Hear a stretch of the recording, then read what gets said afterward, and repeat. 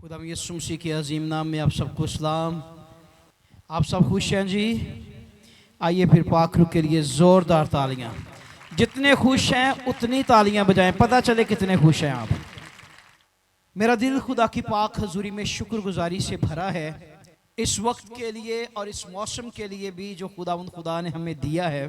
कई ऐसे मुल्क हैं वहाँ पर लोग ऐसी गर्मी के लिए, ऐसी धूप के लिए लोग तरसे होते हैं, लेकिन मैं खुदा उनकी शुक्रगुजारी करता हूँ। खुदा ने आपको हर तरह का मौसम दिया है ताकि आप मौसम को एंजॉय करें और उस कुदरत वाले खुदा की ताज़ीम कर सकें। आमीन आमीन। कलाम मुकद्दस में लिखा है, मैं अपनी आंखें पहाड़ों की तरफ उठाऊंगा। फिर सुनिएगा कलाम में क्या लिखा, जरा मेरे साथ बोलिए। मैं अपनी आंखें पहाड़ों की तरफ उठाऊंगा, मेरी कुम्मत कहां से आएगी। दूसरी आयत में लिखा है, मेरी कुम्मत खुदावन से है जिसने आसमां और जमीन को बनाया। खुदा के कलाम के लिए हम खुदा की शुक्रगुजारी करते हैं। सब बोलिए आमीन, सब बोलिए आमीन। मेरे जीजो, आज मेरा जो टॉपिक है वो इन वर्सेस को सामने रखते हुए जो मैंने अपने ख्याल में इसका टॉपिक सामने रखा वो ये है, मेरा खुदा मेरा मददगार। तो आइए आज हम इस पर बात करेंगे। जिस तरह के ज़बूर नवीस कहता है 121 ज़बूर के अंदर, मेरी कुम्मत कहां से आएगी, यानी वो कहता है मेरी मदद कहां से आएगी। और खुद ही दूसरी वर्स के अंदर इस बात का इकरार करते हुए भी नजर आता है। वो कहता है मेरी कुम्मत खुदावन से है। मेरी कुम्मत कहां से है? खुदावन से है। एक बार वो कहता है मेरी कुम्मत कहां से आएगी, दूसरी बार कहता है मेरी कुम्मत कहां से है? खुदावन से है। मेरी मदद कहां से आएगी, फिर कहता है मेरी मदद कहां से है? खुदावन से है। अगर बाइबल मुकद्दस की पूरी हिस्ट्री को, बाइबल मुकद्दस की तारीख को अगर आप उठा के देख लें, बाइबल मुकद्दस की एक एक किताब, एक एक पेज, एक एक वर्ष को अगर आप खोल कर देख लें, अगर आप इसकी सारी हिस्ट्री को देख लें, अगर आप तालमुद किताब को देख लें, आप बाइबल मुकद्दस की तमाम जितनी भी कुतुब हैं इनका मुतालिया कर लें जो कि बाइबल मुकद्दस के अंदर बातें हैं, तो आपको अंदाजा होगा, आपको पता चलेगा जिस शख्स ने भी खुदावन पर तवक्कल किया है, जिसने भी खुदावन पर भरोसा किया है, जिसने भी अपनी आंखें खुदावन पर लगाई हैं, खुदा ने कभी भी अपने लोगों को तन्हा और अकेला नहीं छोड़ा। इसलिए तो ज़बूर नवीस कहता है मेरी कुम्मत कहां से आएगी, और फिर इकरार करता है मेरी कुम्मत खुदावन से है। हालेलुया। बाइबल मुकद्दस के अंदर बेशुमार ऐसे वाकयात हमें मिलेंगे। अगर हम कलाम मुकद्दस को देखें, पहला शमूएल उसका 17वां बाब, तो ये बड़ा ही मशहूर वाकया है। इस कहानी से एक एक बच्चा जो संडे स्कूल जाता है वो भी वाकिफ है। अगर दाऊद की बात करें या जाति जोलियत की बात करें, जिसे जाति जोलियत भी आजकल नए एडिशन के अंदर कहा जा रहा है, अगर उसकी बात करें तो हमें पता चलता है कि कलाम मुकद्दस के मुताबिक वहां पर बड़ी फौजें जमा थी जो इस्राएली फौजें हैं, लेकिन उनके मध्य मुकाबल दूसरी तरफ फिलिस्तीनी फौजें। लेकिन उनके अंदर एक ऐसा शख्स जो कि कादावर, जो कि अपने आप को ताकतवर समझता, जो अपनी ताकत पर घमंड करता, जो अपनी ताकत पर भरोसा करता, अपनी तलवार, अपने नेज़े, अपनी बर्छी पर, अपने भाले पर वो घमंड करता, और क्या कहता है? ललकारता ही रहता है। लेकिन वहां पर भी जो बात अभी आज आपको क्लियर करना चाहता हूं, बताना चाहता हूं, क्या आप क्या समझते हैं कि इस्राएली फौज के अंदर कोई जंगी मर्द नहीं था जो उसका मुकाबला कर सकता? जंगी मर्द थे। इस्राएल के अंदर क्या कोई लड़ने वाला नहीं था? बिल्कुल लड़ने वाले थे। क्या इस्राएल के फौजियों के पास, जंगजुओं के पास क्या हथियार नहीं थे? उनके पास भी तलवारें थी, उनके पास भी नेज़े थे, उनके पास भी ढालें थी, उनके पास भी ऐसे हथियार थे, तीर थे, हर तरह का सामान था। लेकिन यहां पर दाऊद के अंदर और फिर आम सिपाहियों के अंदर एक बड़ा फर्क हमें नजर आता है। सामने वाला जो है वो अपनी ताकत पर घमंड करता है, वो ललकारता रहता है कि कौन मेरे मुकाबले को निकलेगा, कौन मेरे मुकाबले को सामने आएगा। दूसरी तरफ इस्राएली फौजी जो हैं ये घबराए हुए भी हैं, लेकिन इनके पास भी सारे ही हथियार हैं, ये भी लड़ना जानते हैं, ये भी जंग करना जानते हैं, लेकिन इनकी आंखें सिर्फ अपने हथियारों पर लगी हुई थी। दूसरी तरफ जो शख्स है उसकी आंखें अपनी ताकत पर लगी हुई हैं। इधर इस्राएली फौजी जो हैं ये अपनी तलवारों को देखते होंगे, ये अपने भाले को देखते होंगे, ये अपने जंगजू होने पर इस बात पर सोचते होंगे। लेकिन फर्क ये है कि जब दाऊद उसके मुकाबले को आया है, दाऊद के पास ना कोई तलवार, ना कोई भाला, ना कोई बर्छी, ना कोई ढाल, लेकिन दाऊद ये कहता है मैं जिंदा खुदा के नाम से तेरे सामने आया हूं और मैं तेरा सर जो है ये आज तुझसे क्या करूंगा, जुदा करूंगा। फर्क कितना है, एक तरफ भाला, तलवार, ढाल, बर्छी, हर तरह के हथियार, दूसरी तरफ ताकत, जोर, कद में बड़ा शख्स, दियोनुमा शख्स, देखने से खौफ आता है।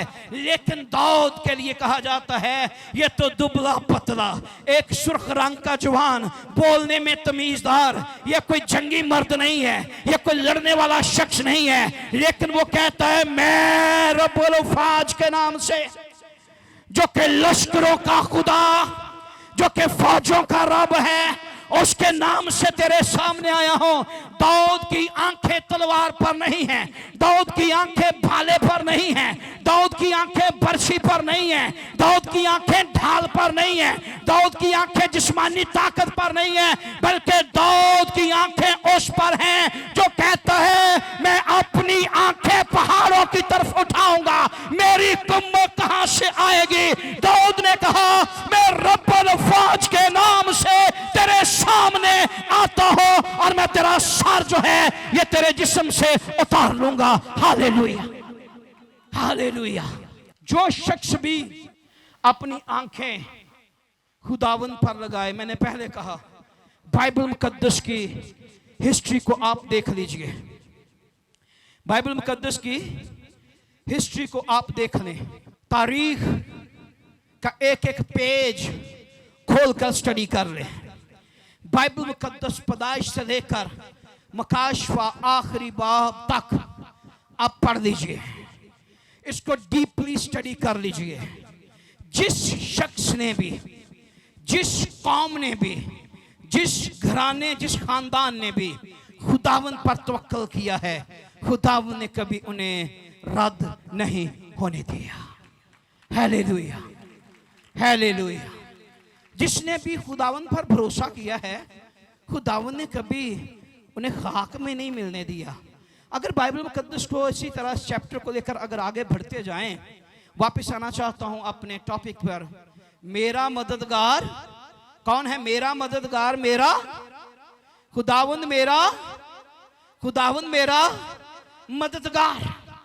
बाइबल मुकद्दस में बेशुमार ऐसे लोग हमें मिलेंगे, बेशुमार कैरेक्टर्स मिलेंगे, बेशुमार ऐसे टॉपिक मिलेंगे, बेशुमार रेफरेंसेस, हवाला जात बाइबल मुकद्दस के अंदर में मिलेंगे, जहां पर लोगों ने खुदावंद अपने खुदा को मदद के लिए पुकारा है। अगर आप देखें दूसरा तवारीख उसका 20वां बाब, उसके अंदर एक ऐसा बादशाह, एक ऐसा शख्स जिसका हमें जिक्र मिलता है, उसका नाम है यहोशप्पत बादशाह। क्या नाम है उसका? यहोशप्पत बादशाह। क्या नाम है? यहोशप्पत बादशाह। वहां पर लिखा है, तो जो दीजिए, बादशाह को खबर मिली है कि एक बड़ा लश्कर, एक बड़ा अंबो, एक बड़ा गिरोह तुझ पर चढ़ाई कर रहा है, तुझ पर चढ़े आता है, तेरे मुकाबले को आता है। अब बादशाह ने जब यह खबर सुनी तो कलाम मुकद्दस दूसरा तवारीख 20वां बाब पढ़िए, आपको पता चलेगा। लिखा है बादशाह डर गया, बादशाह खौफजदा हुआ, बादशाह परेशान हुआ है जब उसने सुना है एक बड़ा लश्कर है, एक बड़ा अंबो, एक बड़ा ग्रोह जिसे गिनने भी के लिए भी टाइम चाहिए। एक ऐसा बड़ा लश्कर एक बादशाह पर चढ़ता आता है। बादशाह घबरा गया है, बादशाह परेशान हो गया है। बादशाह इस बात से हैरान था कि अब करे तो करे क्या, परेशान इस बात से था कि अब करे तो करे क्या, मुकाबला करेगा तो मारा जाएगा, हार जाएगा, बादशाही जाती रहेगी। लेकिन उसने एक बड़ा काम किया है। जब ये खबर सुनी है तो कलाम के मुताबिक सुनिए, वो इंसानों की तरफ नहीं दौड़ा, वो दूसरे बादशाहों की तरफ नहीं दौड़ा, ना दूसरे बादशाहों की तरफ गया है मदद के लिए कि आओ मेरी मदद करो, एक अंबो मेरे ऊपर चढ़ आया है, एक बड़ा ग्रोह मुझे मारना चाहता है, मेरी बादशाहत को बर्बाद करना चाहता है। वो इंसानों की तरफ नहीं गया, वो इंसानों के सामने नहीं गिड़गिड़ाया, वो इंसानों के सामने झुका नहीं है, वो इंसानों के कदमों में नहीं बैठा, बल्कि कलाम में लिखा है उसने रोजा रखवा दिया, उसने रोजा रखा है। और कलाम में लिखा है पूरे दिल से वो खुदा का तालिब हुआ है। अब तवज्जो दीजिए, एक बड़ी फौज उस पर चढ़ी आती है। बादशाह बजाय इसके के फौजों को तैयार करता, बजाय इसके के इधर उधर मदद के लिए भागता, बजाय इसके के वो दूसरों के दर पर जाता और दरवाजे खटखटाता, मिन्नतें करता, रोता चलाता, आओ मेरी मदद करो, मुझे बचाओ, मुझे महफूज करो। कलाम में लिखा है उसने रोजा रखवा दिया है, उसने रोजा रख लिया है और पूरे दिल से वो खुदावंद का क्या हुआ है, तालब हुआ है। उसने इंसानों से नजरें हटाकर उसकी तरफ नजर लगाई है जिसके लिए ज़बूर नवीस कहता है मेरी कुम्मक कहां से आएगी, मेरी कुम्मक खुदावन से है। बादशाह इस बात को जानता था कि कोई इंसान मेरी मदद ना कर पाएगा, कोई इंसान मुझे ना बचाएगा, कोई इंसान मेरे लिए लड़ ना सकेगा, लेकिन मेरा खुदा जो है वो मुझे बचा सकता है, मेरा खुदा मुझे छुड़ा सकता है, वो खुदा जो जंग में जोरावर है वो मुझे बचाने की कुदरत रखता है। बादशाह ने रोजे की मनादी कर दी। बादशाह पूरे दिल से खुदावंद का तालब हुआ। बादशाह खुदा के सामने झुक गया। बादशाह ने खुदावंद को सिजदा किया। और कलाम में क्या लिखा है, सिर्फ खाली बादशाह नहीं बल्कि पूरी कौम खुदावंद के हुजूर में खड़ी हो गई। जब खुदावंद के हुजूर में खड़ी हो गई है तो फिर खुदावंद को पता क्या कहते हैं, सुनिए जरा गौर से। मैं भी आपकी तरफ आने वाला हूं चर्च, पहले जरा इन बातों को सुन लें। जब पूरी कौम, जैसे ये पूरा चर्च अंदर बाहर से भरा हुआ है, पूरी कौम मिलकर खुदावंद के हुजूर इकट्ठी हो गई, सारी कौम खुदावंद के हुजूर आ गई और खुदावंद से पता क्या कहने लगी। कलाम मुकद्दस में लिखा है फिर यूसुफ बादशाह और सारी जमात ने पता क्या कहा, ऐ खुदावंद हमारे बाप दादा के खुदा। क्या कहा ऊंची आवाज में जरा, ऐ खुदावंद हमारे बाप दादा के खुदा, क्या तू ही आसमां में खुदा नहीं। क्या कहा, क्या तू ही आसमां में खुदा नहीं। अब कोई शख्स मेरे पास आकर खड़ा हो जाए और मुझे मेरी सारी बातें याद दिलाए और उसे कहे, मुझसे ये कहे पादरी साहब आप ये काम कर सकते हैं, और वो काम मैं कर सकता भी हूं, और मुझे कहा जाए कि पादरी साहब आपके पास ताकत भी है, आपके पास लोग भी हैं, आप मेरी मदद कर सकते हैं, और फिर पूरे का पूरा खानदान आकर खड़ा हो जाए और मुझे ये कहे कि क्या आप ये काम नहीं कर सकते। तो यहां पर बादशाह अकेला नहीं बल्कि पूरी कौम को ले गया, पूरी कौम को इकट्ठा कर लिया। एक तो रोजा रखवा लिया, रोजा करके कुर्बानी कर ली, दूसरा खुदावंद के हुजूर में खड़े हो गए और खुदावंद से कहने लगे, ऐ खुदावंद हमारे बाप दादा के खुदा, क्या तू ही आसमां में खुदा नहीं। फिर आगे लिखा है, क्या कौमों की सब ममलकतों पर हुकूमत करने वाला तू ही नहीं। क्या कोई खुदा से बड़ा हुक्मरान दुनिया में है? हुकूमतें कौन बनाता है? तवज्जो दीजिए, हुकूमतें कौन बनाता है? हुकूमतों को खड़ा कौन करता है? तो यहां पर बादशाह खुदावन से कहता है, क्या सब मुमलकतों पर हुकूमत करने वाला तू ही नहीं? जब तू हुकूमत करने वाला है, जब सबका बादशाह तू है, जब सबका मालिक तू है, तो फिर आगे लिखा है और कहता क्या है?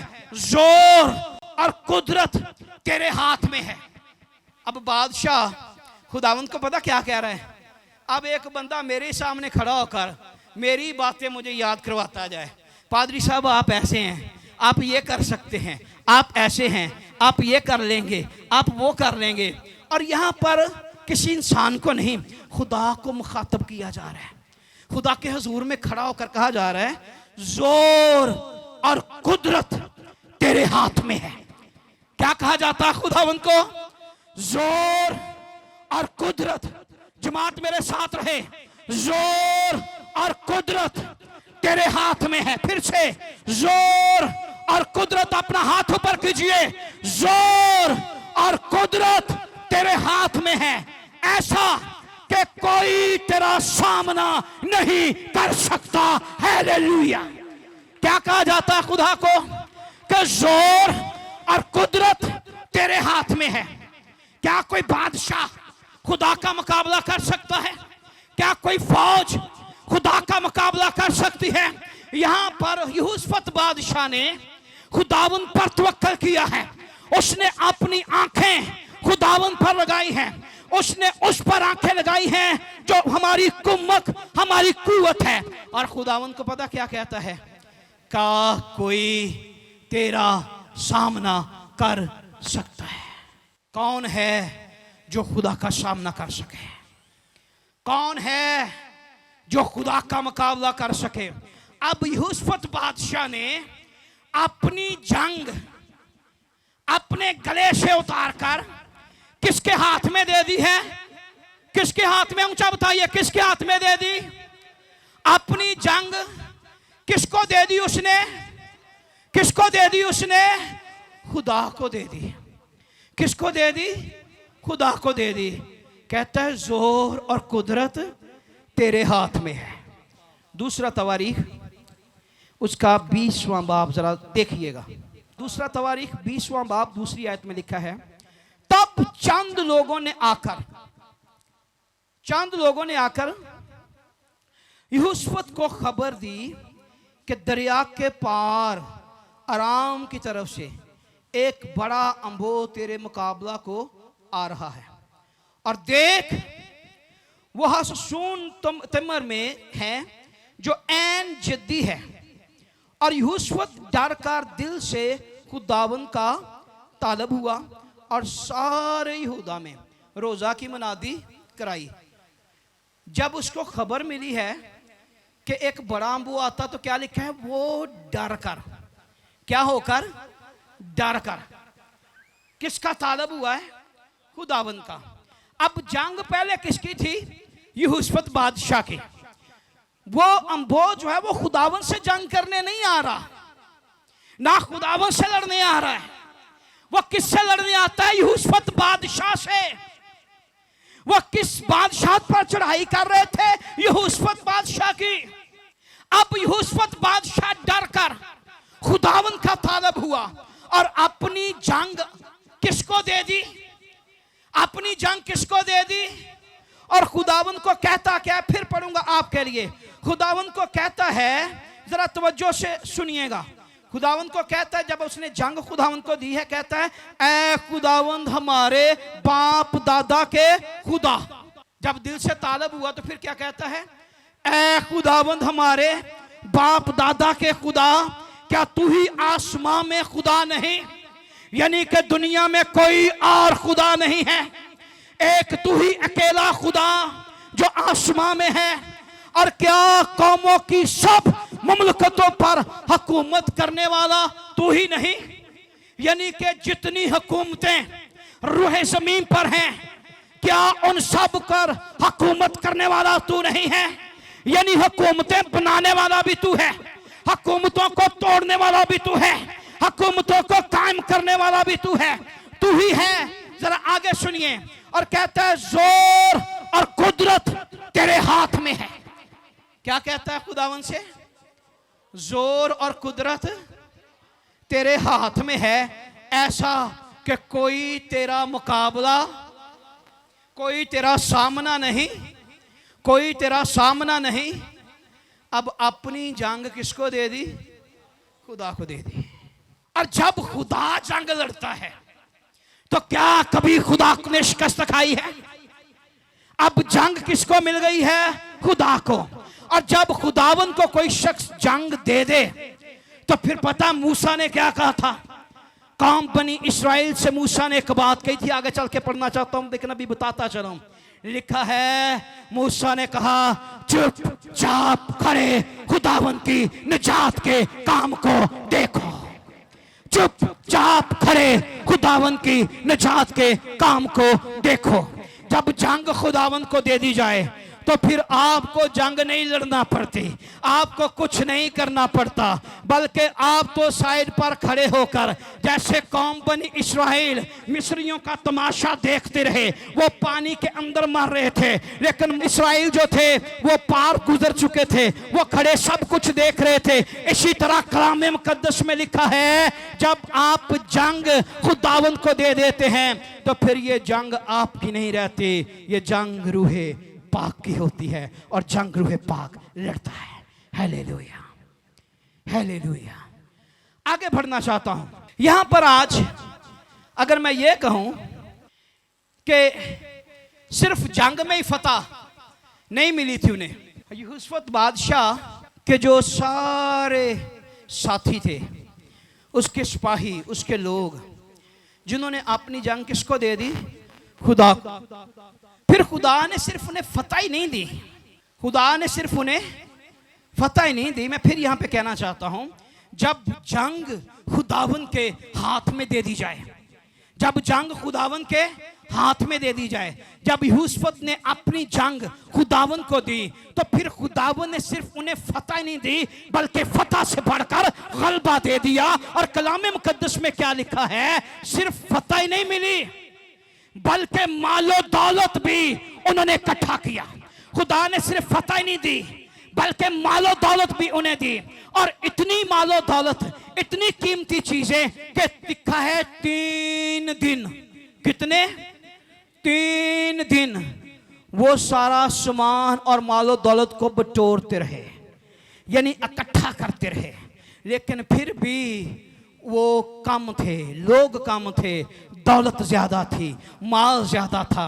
जब आप अपनी जंग चर्च खुदावन के हाथ में दे देते हैं तो सिर्फ फतह ही नहीं मिलती बल्कि फतह से बढ़कर गलबा भी मिलता है। खुदा आपकी जरूरतों को भी पूरा करता है, खुदा आपको तरक्की भी देता है, खुदा आपको सरफराज भी करता है। यहाँ पर हमें एग्जाम्पल मिलती है यहोशफत बादशाह की जिंदगी से, एक बड़ा सबक हमें मिलता है। और अगर यहाँ से थोड़ा सा मैं और आगे बढ़ूं तो जिस तरह मैंने पहले जिक्र किया मूसा का, खरूज उसका 14वां बाब अगर आप गौर से पढ़ें तो वहां पर हमें वाज़े तौर पर जिक्र मिलता है जो कलाम मुकद्दस में लिखा है कि वहां पर जब कौम बनी इस्राएल परेशान हुए कि अब क्या होगा, अब क्या होगा, क्योंकि वो उस वक्त पीछे मिस्रियों को देखते थे।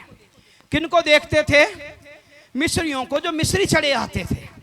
अगर आगे देखते थे तो आगे समुद्रों के उस पानी को देखते थे, पीछे देखते थे तो भी मौत, आगे देखते थे तो भी मौत। लेकिन आज हमारा टॉपिक क्या है? मेरा खुदा मेरा मददगार। टॉपिक क्या है आज हमारा? मेरा खुदा मेरा मददगार। अब देखते हैं पीछे उनके फौजी जो पूरी तैयारी में आए थे कि हम क्या करेंगे, इस्राएलियों को मारेंगे भी और फिर से उन्हें वापस मिस्र में ले आएंगे, इसलिए फौजें उन पर चढ़ी आती थी। अब इस्राएली परेशान थे, अगर पीछे मुड़ेंगे तो भी मारे जाएंगे, अगर आगे बढ़ेंगे तो भी पानी क्या करेंगे, उन्हें बर्बाद कर देंगे। लेकिन ज़बूर नवीस ये कहता है मेरी कुम्मत कहां से आएगी। ज़बूर नवीस ये कहता है मेरी कुम्मत खुदावंद से है। अब मूसा से खुदावंद ये कहता है परेशान ना हो, तुझे परेशान होने की जरूरत नहीं है। मैं जो मुल्क मिस्र से निकाल लाया, मैं तेरे साथ हूं। और मूसा इस बात से दलेर हो गया हुआ था। उसने कहा क्या इस्राएलियों को चुपचाप खड़े खुदावंद की निजात के काम को देखो। पहले इस्राएलियों को कौन नजर आता है? मिस्री। आगे क्या नजर आता है? मौत, वो पानी। लेकिन जब मूसा ने ये पैगाम दे दिया कि चुपचाप खड़े खुदा की निजात के काम को देखो, तब उनकी आंखें मिस्रियों से भी हट गईं और समंदरों के पानियों से भी हट गईं, बल्कि आंखें किस पर लग गई हैं? लश्करों के खुदा पर, जिसने समंदरों को दो हिस्सों में तकसीम किया और अपने लोगों के लिए राहें बनाई और उन्हें खुश्क जमीन पर से आगे निकाल कर ले गया। चर्च, कलीसिया, आपको दलेर करना चाहता हूं। हो सकता है हर रोज आपकी जिंदगी में मुश्किलात हैं। हो सकता है कई ऐसी मुश्किलात आपकी जिंदगी का हिस्सा हैं। हर रोज आप दुख उठाते हैं, हर रोज आप परेशानियों का सामना करते हैं। कभी बीमारियों का दुख, कभी बेरोजगारी का दुख, कभी बुद्रुहें सताती हैं, कभी जादूगर सताते हैं। लेकिन आज जो पैगाम आपके लिए रूह कुद्दस ने दिया है, अपनी आंखें इंसानों से हटाकर खुदावंद पर लगा लीजिए। अपनी आंखें इंसानों पर से हटाकर खुदा पर लगा लीजिए। हो सकता है आप अपनी मदद के लिए कई दरवाजे खटखटाते हो, कई दरवाजे आप नॉक करते हो कि किसी ना किसी तरह से कोई मेरी मदद करे, किसी ना किसी तरह से कोई दरवाजा मेरे लिए खोले, किसी ना किसी तरह से कोई मेरी मदद के लिए खड़ा हो। लेकिन आज आपको ये पैगाम देना चाहता हूं, अगर सच्चाई से आप अपनी आंखें यहोवा खुदा पर लगाएंगे तो वो आपकी सारी मुश्किलात पर आपको फतह से बढ़कर गलबा बख्श देगा और आप कमजोर न रहेंगे, बल्कि अपनी मुश्किलात पर आप गालिब आ जाएंगे। हालेलुया। लेकिन जरूरत किस बात की है? अपनी आंखें उस पर लगाइए। बाज़ औक़ात हम इन सारी बातों को समझते और जानते हुए भी अपनी जंग आप लड़ने की कोशिश करते हैं। हम जानते हैं, हमने कई बार कलाम सुना है, कलाम मुकद्दस में लिखा अपना बोझ उसको दो, उसको तुम्हारी, उसको तुम्हारी। जब वो कहता है अपना बोझ मुझ पर डाल दो, मुझे तुम्हारी फिक्र है, तो फिर हम क्यों अपना बोझ उठाए फिरते हैं? हम क्यों अपनी जंग आप लड़ने की कोशिश करते हैं? यूसुफ बादशाह एग्जाम्पल है, उसने अपनी जंग खुदावंद को दी। क्या खुदावंद ने उसे शिकस्त खाने दी? बल्कि फतह भी दी और मालो दौलत भी, फतह भी दी और मालो दौलत भी दिया। वो कहता है अपनी फिक्रें मुझ पर डाल दो, मुझे तुम्हारी, मुझे तुम्हारी। और बाज़ औक़ात हम अपनी फिक्रें अपने कंधों पर उठाए फिरते हैं। बाज़ औक़ात नहीं, बल्कि 100% हमने उठाई हुई हैं। हम अपनी जंग आप लड़ने की कोशिश करते हैं कि किसी ना किसी तरह से मैं अपनी जंग लड़ पर फतह हासिल कर लूं, लेकिन ऐसा मुमकिन नहीं है, ऐसा मुमकिन नहीं है। आप अपनी जंग यहोवा खुदा को दीजिए। यहां पर एक एग्जाम्पल यहां पर दूंगा, उसके बाद वाइंड अप करूंगा अपना बोझ उठाने के तल्लक से। फॉर एग्जाम्पल, ये कोई सच्ची कहानी नहीं, ये एग्जाम्पल है, तवज्जो दीजिएगा। कहा यह जाता है कि एक बूढ़ा मर्द या बूढ़ी औरत, कोई भी लगा लें, कोई शख्स कह लें, वो अपने घर से निकला और सफर करना चाहता है और उसके पास उसका सारा सामान भी है, कपड़े भी होंगे और कुछ भी होगा, और वो सारा बैग उसने कहां पर रखा हुआ था? सर पर। कहां पे रखा था? कहां पे? अपने सर पर। घर से निकला, रोड पर आ गया, अब बस का इंतजार कर रहा है। सर पर क्या है? बैग। बैग में कपड़े हैं, बैग में और कुछ होगा, जूते भी होंगे, मेकअप का सामान भी होगा, या अगर मेकअप का सामान ना हुआ तो भाई की टाइयां होंगी, पेंट कोट होगा, व्हाटएवर, कुछ भी हो सकता है। सर पर रखा हुआ है। गाड़ी आ गई, गाड़ी पे सवार भी हो गया, सीट भी मिल गई, बैठ भी गया, लेकिन बैग फिर कहाँ का? बैग फिर भी कहाँ पर रखा हुआ है? बैग फिर भी कहाँ पर रखा हुआ है? अब बस में भी बैठा है, सीट भी उसे बड़ी अच्छी मिल गई है, वो अपनी सीट पर भी बैठा है, बैग फिर भी सर पर रखा हुआ है। अब देखने वाले उसको हैरानकुन आंखों से देख भी रहे हैं कि ये बंदा क्या कर रहा है, जबकि वो अपना बोझ उठाकर, अपने सर से उठाकर वो अपने पांव में रख सकता है, वो अपने पांव में सीट के साथ रख सकता है, लेकिन इस बात का भी उसे अंदाजा है कि मैं अगर अपने पास रख लूंगा तो भी मेरा बैग मेरे पास ही रहेगा। इसको जानने के बावजूद भी वो अपना बोझ अपने सर पर से नहीं उठाता। और आज यही एग्जाम्पल चर्च की है। चर्च इस बात को जानते हैं कि हमारा खुदा हमारी जंग लड़ सकता है। हम चर्च में आते हैं, हर रोज कलाम भी सुनते हैं, हमें पता है कि अब ये गाड़ी जो है हम इस गाड़ी में सवार हो जाएंगे। अब आप चर्च आ गए, आप इस गाड़ी में भी आ गए, आपको सीट भी मिल गई, आप अपनी सीट पर भी बैठे हैं। आप लोग बैठे हैं कि नहीं बैठे? खलोता कौन है? सारे बैठे हैं। हाथ उठाइए, कितने लोग बैठे हैं? दोनों हाथ उठाएं, मैं उठ खड़ा नहीं करना। सब बैठे हैं ना? सब बैठे हैं। अब आप बैठे भी हुए हैं गाड़ी में, और ये गाड़ी को आम गाड़ी नहीं है, इसका ड्राइवर भी कोई आम नहीं है। हम तो एक बच्चे जब संडे स्कूल में थे वो गाते थे, जिस गाड़ी का ड्राइवर हो यीशु मसीह।